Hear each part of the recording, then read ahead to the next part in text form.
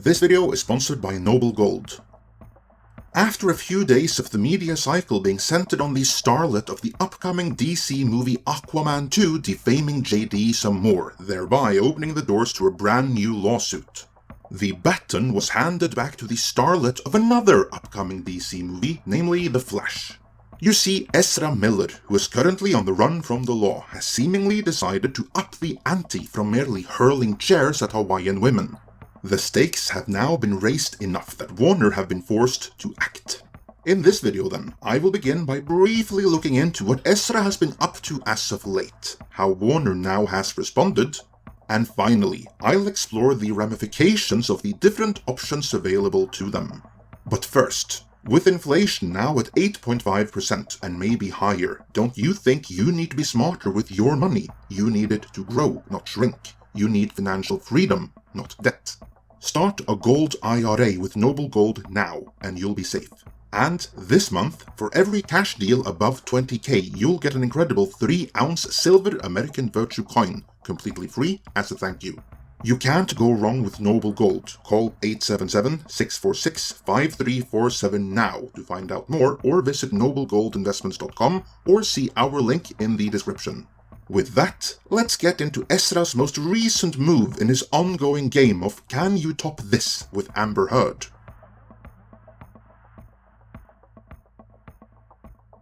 Over the last few months, Ezra Miller has been the scourge of Hawaii.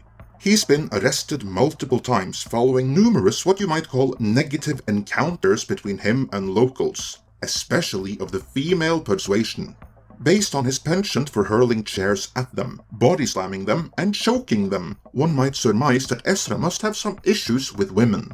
Unless they are under a certain age, in which case he would appear to be quite fond of them, which if anything makes matters worse. In the recent weeks, we have learned of, I have to be careful with how I phrase this, because this is the kind of thing this platform really clamps down upon. So let's just say it has been suggested that he is serving as something of a life coach for a female who is now 18, but he's been giving her gifts and taken her on trips since she was 12. That might seem pretty bad, but it gets even worse, because he is apparently also positioning himself to serve as a life coach for yet another female who is currently 12. And the parents are none too pleased about it. For this, the authorities would like to have a little chat with him, but they can't seem to find him, because he conveniently went on a really urgent vacation to an undisclosed location without telling anyone where he was going. So yeah, if he wanted to take some heat off of Amber Heard, he at the very least succeeded in that.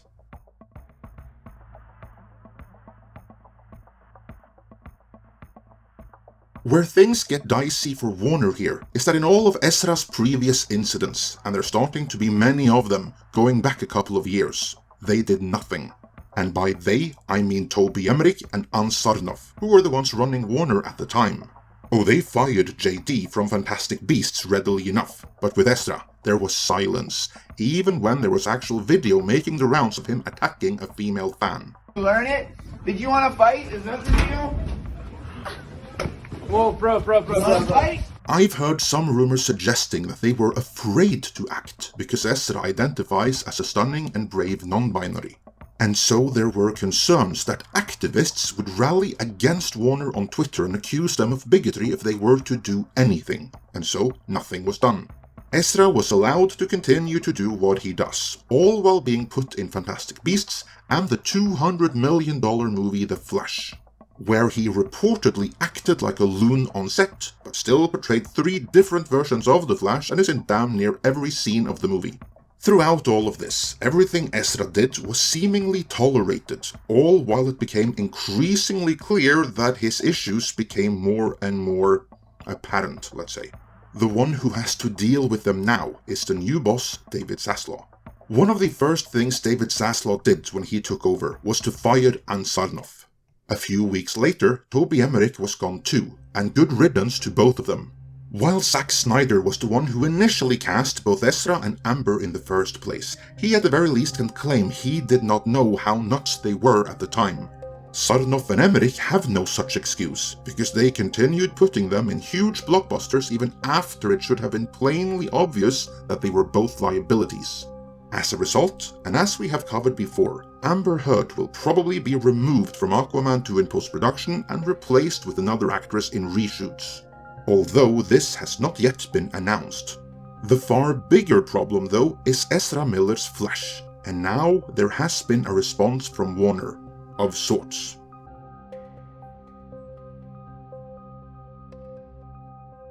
Warner has never made any kind of official statement on Ezra Miller. What they have done, however, is ensure that their position is known by way of some strategic leaks to well-placed publications.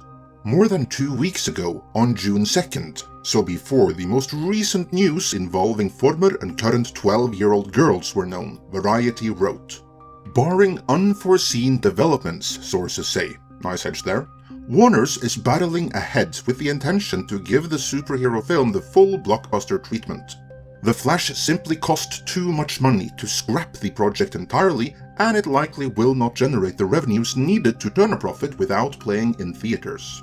Hold that thought for later, because those 12-year-old girls just might qualify as unforeseen developments. But going back in time to this article, it continues that for a theatrical release to happen, Miller would need to be on their best behavior. And that's a big question, because so far Miller has been dragged by one controversy after another, leaving collaborators concerned about the actor's welfare.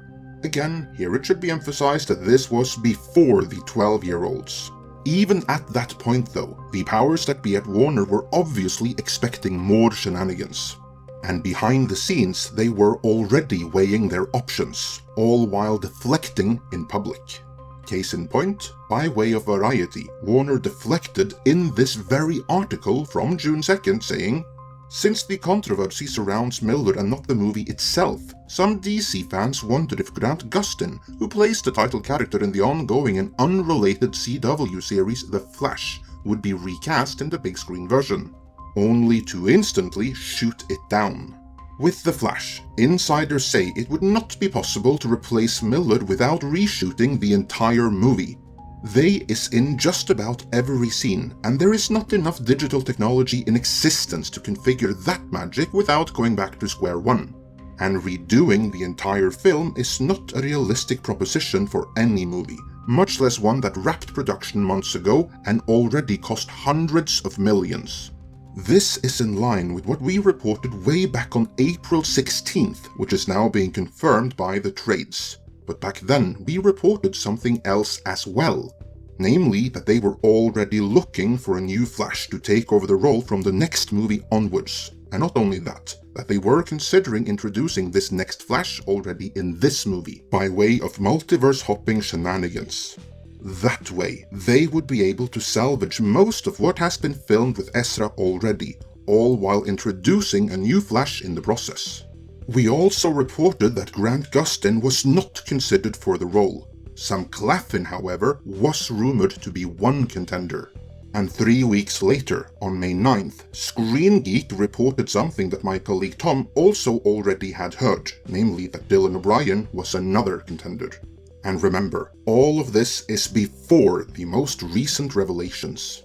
The problem they face now, though, is that even if they introduce a new Flash towards the end of the movie, Ezra would still be in the bulk of it, and as long as he is in it, the movie might now be unreleasable. The movie is still a year away. Who knows what other skeletons will be uncovered from Ezra Miller's closet between now and then? Returning to current events, Warner still haven't made any official statements, but they have continued their policy of communicating their position by way of leaks. In a June 17th article, so now we are after the 12-year-old girls and Ezra being on the run, Deadline Hollywood writes, "Even though it isn't on the Warner Brothers release calendar until June 23rd of 2023, The Flash is becoming Warner Brothers Discovery CEO David Zaslav's first movie crisis, because of the escalating coverage of incidents of volatile and odd behavior involving the film star Ezra Miller. Zaslav will soon have to make a decision of what to do with the completed picture that is The Flash, and what to do with the young actor who appears to have serious offset issues." Deadline has heard the studio has tried getting help for Miller, but the troubling headlines continue to pile up. Could you send a potential liability on a global publicity tour and have the actor anchor a huge studio franchise play?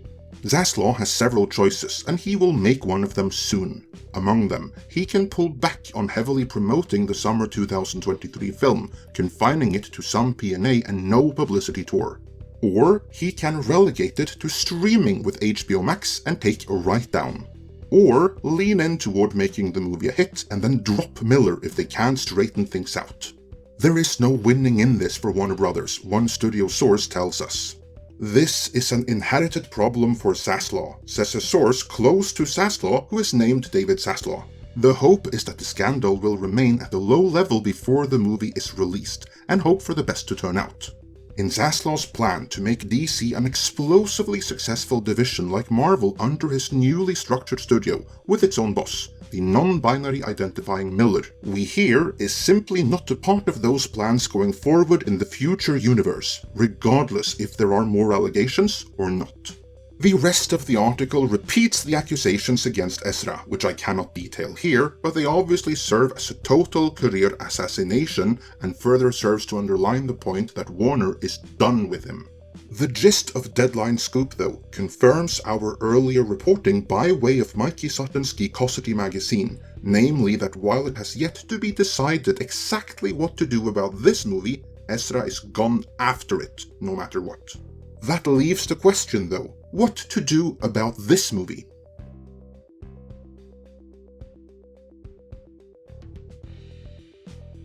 The possibly least risky and least expensive option would be to skip the theatrical release altogether and dump the movie straight to HBO Max as is. Even skimp on these special effects, just get it to where it is releasable. There would be no profit in doing this, quite the contrary, they'd have to write it off as a loss of more than $100 million. But they at the very least wouldn't have to pay for the full marketing and promotional cost for a wide theatrical release. If they were to pay for that and release it in theaters as scheduled, and it bombed as badly as they fear it will, that would end up costing them more. So in the short term, looking at this movie in isolation, dumping to HBO Max looks like an option with some merit. There is a problem though. This movie can't be considered in isolation, because the stakes go beyond one movie. Based on what we have heard from our sources, I would compare The Flash with Avengers Infinity War, in the sense that both are huge spectacles featuring major ensemble casts. Both end on cliffhangers, and both are instrumental in setting up multiple movies and storylines to come. Imagine, how successful would Avengers Endgame have been in theaters if Infinity War had been dumped to streaming? Well, it would probably have done okay regardless because of the Marvel brand, but remove that and replace it with the more spotty recent history of the DC brand. And you can see why dumping The Flash to streaming might be a real problem for theatrical follow-ups. One movie that is set up in The Flash is Batgirl, which has already been filmed. That's where the storyline of Michael Keaton's Batman continues. His glorious comeback, though, was in this movie, The Flash, so that's marred now, either way. The big challenge with dumping The Flash to HBO Max, then, isn't The Flash, but everything that follows in its wake. Therefore, they will have to consider pumping another $100 million into it and reshoot the movie. Because Ezra Miller is so tightly integrated into it that the only functional way to remove him is by redoing the movie and putting the retooled version in theaters. The increased cost would mean absorbing an even bigger loss on this movie, but if that is offset by increased earnings on future movies, it might be worth it. Notice the keywords though, if and might be. There are no guarantees here. That's why this whole thing is such a nightmare for them. No matter what they end up doing, there is no precedent here. There is no way in advance to know how each different option is going to work out. Zaslav has made it clear that he views DC as their most important asset where entertainment is concerned. What he chooses to do with The Flash, though, could either make or break DC on film for many years to come. What do you think Warner will do? And perhaps more interestingly, what would you have done? Let me know in the comments. And before you go, call 877-646-5347 now to secure your pension, or visit noblegoldinvestments.com. See our link in the description.